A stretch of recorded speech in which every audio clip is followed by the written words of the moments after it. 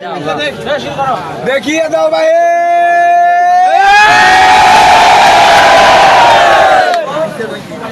বড়লোক union Ramna model union নম্বর 1 নং ওয়ার্ডে 1 এবং 2 মাদক কারবারির বিরুদ্ধে রুখে দাঁড়াইছে আমাদের পানাতিপাড়া এবং সরকার বাড়ি। নেই কোনো মাদক কারবারি আমাদের এই দুটি গ্রামে। আজ রেবনের বাড়ি মাদক ব্যবসা দিয়ে জড়িত, তার বাড়ি ভেঙে দিল সরকার বাড়ি এবং পানাতিপাড়া মিলে। আর ঘাটের আলীর বাড়ি অসংখ্য মাদক ব্যবসায়ীদের বাড়ি ভেঙে দিল। এই বিষয় নিয়ে কথা বলবে আর্মি জুয়েল ভাই। আসসালামু আলাইকুম। আমরা এই পর্যন্ত যেগুলো দিচ্ছি ওয়ার্নিং দিছি, লাস্ট এবং ফাইনাল ওয়ার্নিং দিছি।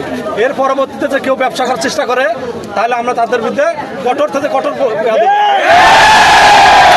সবাই একমত। এই মাদকের যারা মাদক ব্যবসা করে তাদের সাথে যারা জড়িত আছে, যারা এদের সুপারিশ করবে তাদেরকে আমরা দেখে নেব। মাদকের বিরুদ্ধে জিরো টলার। রিপনকে আমরা সময় দিচ্ছি। আজ কি বার? আজ বুধবার, বৃহস্পতিবার, শুক্রবার মধ্যে বলছে সে বাড়ি ওখান থেকে না সরায় তাহলে আমরা ওর বিরুদ্ধে অ্যাকশন নেব। ঠিক কিনা? ঠিক। বিটুকে আমরা বলে দিয়েছি, মুকুলকে বলে দিয়েছি, আলিক বলে দিয়েছি, রিমনকে সবাইকে বলে দিচ্ছি আমরা। এরপর আমরা তাদেরকে ছাড় দেবো না, শুধু ট্রায়াল দিচ্ছি। সন্দেহ যদি থাকে তার যে না, সে যদি ভাবে যে না সে বড় ব্যবসায়ী হয়ে গেছে বা সে মাস্তান হয়ে গেছে এলাকা, তাহলে আমরা দেখে নেবো তার। এগুলো আমার চাচা বলবো, চাচা আমাদের চাচা কথা বলবে, চাচা কথা বলবে। বিসমিল্লাহির রহমানির রহিম। আমাদের সরকার এই মাদককে জিরো করছে, টলারেন্স করছে। আমাদের 1-2 কোনো মাদক চলবে না।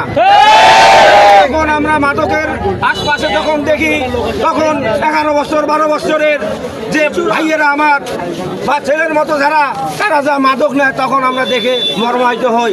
তাই তাদেরকে রিকোয়েস্ট করছি যে আমাদের 1-2 কোনো মাদক চলবে না। তারপরও আমাদের কথা তারা না করে, তাদের গডফাদার আছে। আসেন, আপনাদের গডফাদারকে, আপনাদের মুক্তি আমরা দেখতে চাই। আমরা রিপনের বাড়ি শুক্রবার পর্যন্ত সময় নিয়েছি।